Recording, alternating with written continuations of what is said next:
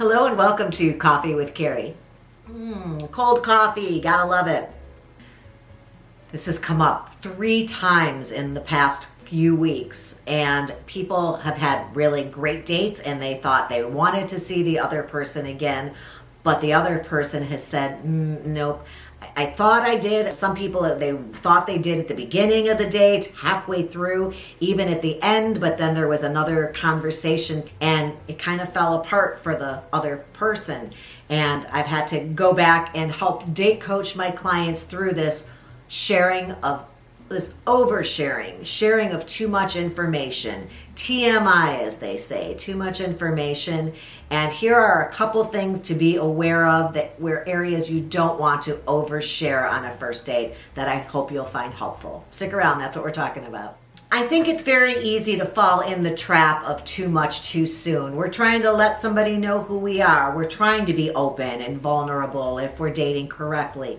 We don't want to be secretive, and we want somebody to want to see us because they like us for who we are and where we're at. But I think that there are some conversations and some things that we could share where it's important that the other person has maybe earned the right to those stories or that information.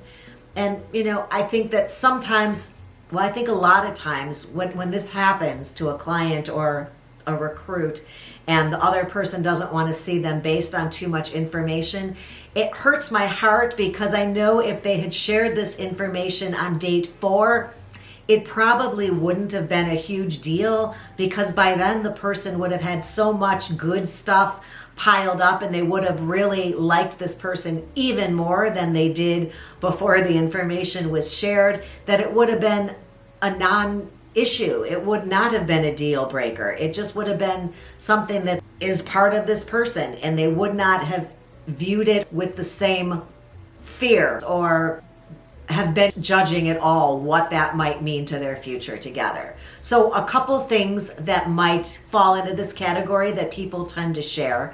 One of them would be kid issues. People have challenges raising their children. A lot of us in our 40s and 50s, and the kids are teenagers. We all know that there can be certainly issues with raising teenagers, young adults, getting those young adults up and out and off, and being self-sufficient can have challenges for a lot of people naturally, and sharing some of that, or there's a couple kids back at home, or actually even parents, elderly parents, and the responsibility of that could be sometimes enough to make somebody picture their life with you and say, you know what, I don't know that I'm ready to live with somebody who has parents at their home. I don't think this person has earned the right to know that you're caring for your parents currently.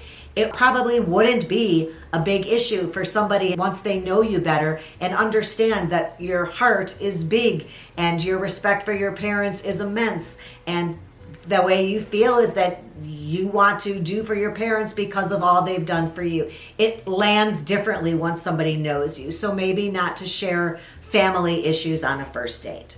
Illness would be the other thing. Lots of people have health issues once they're, any age you can have health issues. And I think that sometimes laying that somebody early on when you're getting to know them is probably not great timing. Let them learn all the wonderful things about you before they learn about your challenges. And that also applies to mental health issues. So many people struggle with depression, anxiety, medication that we take in order to help alleviate some of those feelings or symptoms. I don't think anybody on a first date has earned the right to know your medalist or learned about your challenges that you face daily to get yourself up and out the door, or dealing with other people in the public, anxiety or social anxiety. All of these things are personal, and I don't think our personal health or mental health issues should be shared with someone super early on before they truly know us. And if you disagree, I welcome you to share with us in the comment sections your thoughts on this. I've just seen it kind of keep a date from moving forward because people think, it's kind of early on and maybe I just don't want to deal with this. I don't really even know this person well enough to have developed a lot of feelings. I may as well just say no now. Maybe it's a red flag. I don't know, but I'm going to pass. And it didn't have to be that way because, as I said, That other person may have the same challenges, but they didn't share it, and maybe they just don't want to have to contend with it in another person. You never know.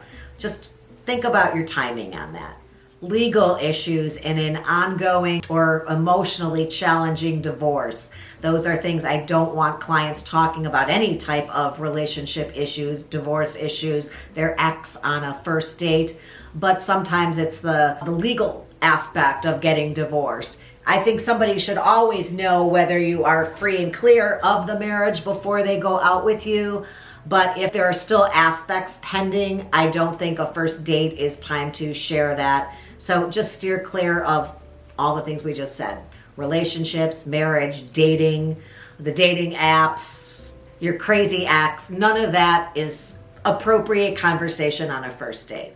And then finally, to wrap it up, I guess I would just say, think about if there are any issues that you would not naturally discuss with a new coworker within the first day of meeting them, or with your mom's friend that she invites you over for a cup of coffee and you meet your mom's new friend, or a neighbor says, why don't you come over for a glass of wine tonight?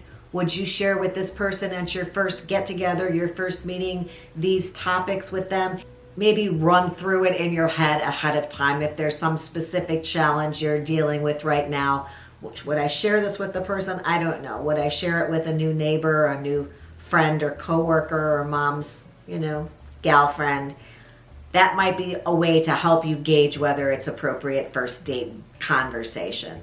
If you have some helpful hints for the rest of us, again, please share them in the comments section. And while you're there, maybe subscribe to the channel. I would look forward to having you back again. That would be a reason to click on the ring bell, because that notifies you every time I upload a new episode.